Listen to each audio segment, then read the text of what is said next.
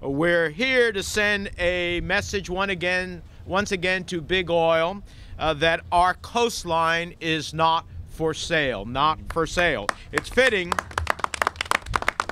that we're here in Belmar to announce the reintroduction of the Coast Anti-Drilling Act, because Belmar's name comes from the Italian words for beautiful ocean.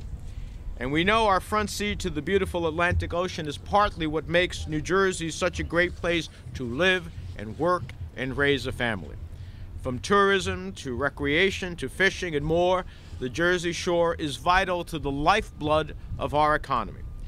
A few moments ago, as I said, we celebrated the opening of the new pavilion, an important reminder that New Jersey is still recovering from Superstorm Sandy. Sandy was a natural disaster that devastated our state. And the last thing we need is a man-made disaster in the form of an offshore oil spill. On Friday, the Trump administration issued a series of executive orders that threatened to let oil companies auction off our coastline to the highest bidder.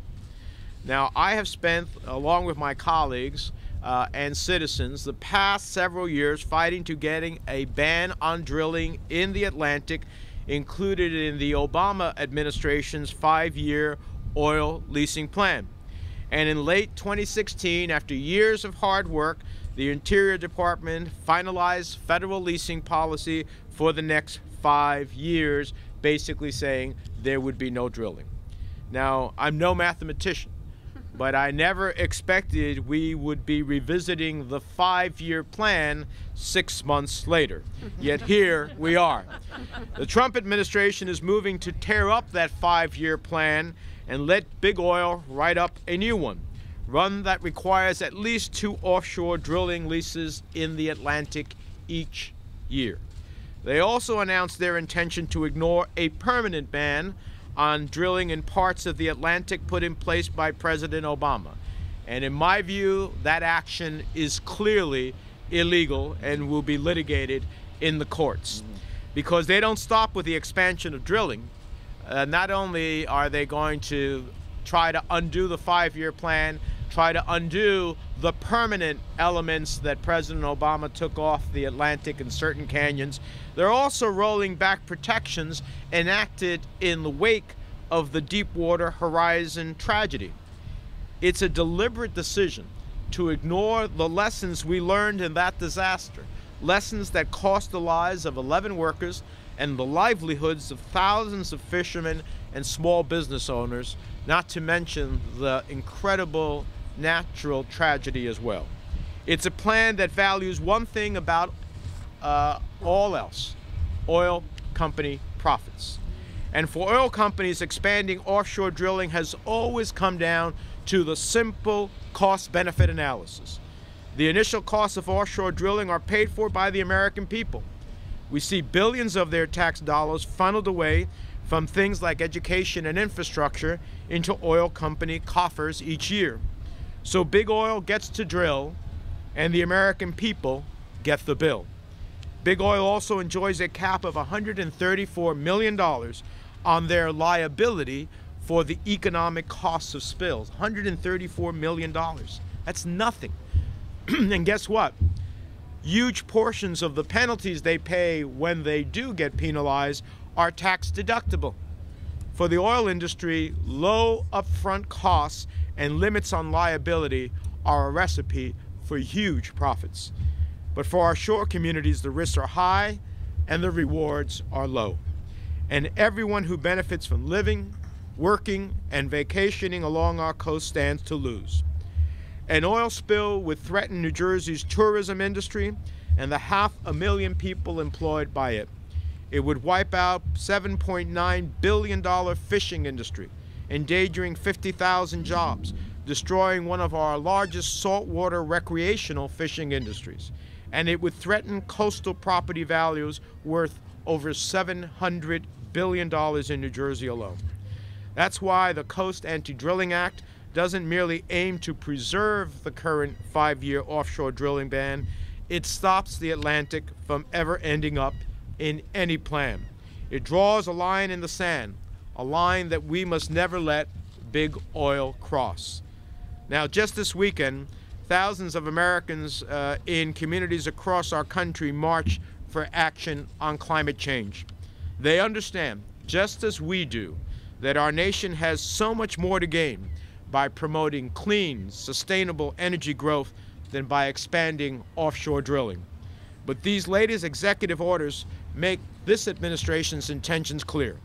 They want to let their buddies in the oil industry rewrite the rules without any consideration of the long-term consequences. The Jersey Shore matters to millions of people, and not just to the people of New Jersey. That might not mean anything to Exxon or BP's bottom line, but it means something to me. Our shore communities are a national treasure, home to generations of family vacations, to countless small businesses, to thousands of people who work each day in our thriving, sustainable fisheries. We are here to give voice to those people, people who may not have the influence that big oil enjoys in this administration or in this Congress, but who have a long history. We have a long history of beating back efforts to sell our shores to the highest bidder. Today marks the first steps in what will surely be another long battle. But we've been here before, we've won this fight before, and with the support of the people of New Jersey and the American people, I am confident that we will win one more. You know, I had an inkling that something bad was going to go on even when we got that 5-year prohibition by President Obama. I put the oil signs on the top shelf, but I didn't put them away. And I think, you know, we're dusting them off again. This is an outrage because it makes no sense to drill in an ocean which may get a few jobs when so many hundreds of thousands of jobs depend on a clean and healthy ocean. There are more jobs on a clean and healthy ocean economy than there are in an oily ocean economy. And that doesn't even include all the joys that we get by just going out and looking at a beach. Even on a day like today, there's so much joy that comes from the ocean. And if you include upon that all of the life that depends upon the ocean, there's so many critters, a lot that we don't even know yet. We're still finding out things about the ocean that are just glorious, new critters that we're finding out about. And to threaten all that for oil, which is, we know, the pathway to annihilation, not only for the economy, but for the planet. We should not be pursuing any more fossil fuels. We should be pursuing conservation and renewable energy sources. Going on a pathway to fossil fuels is a pathway to the dinosaurs, and we know they went extinct. So we just are so proud that we have such champions in New Jersey with Senator Menendez, Senator Booker, and Congressman Pallone, our entire delegation. It's a bipartisan effort. We have Congressman Lobiondo down in South Jersey, who has introduced legislation with a member from Virginia to prohibit any seismic blasting in the ocean. And of course, he's also introduced a bill to prohibit oil and gas drilling as well. So we have bipartisan, multiple state opposition to this. And, you know, we're just going to have to keep the battle going. And it's up to you, the kids, the next generation, to come forward and make your voices heard. Together we can win this one. But it's going to take all of our effort. And I thank you so much for all my colleagues and for our champions in Washington. Thank you so much.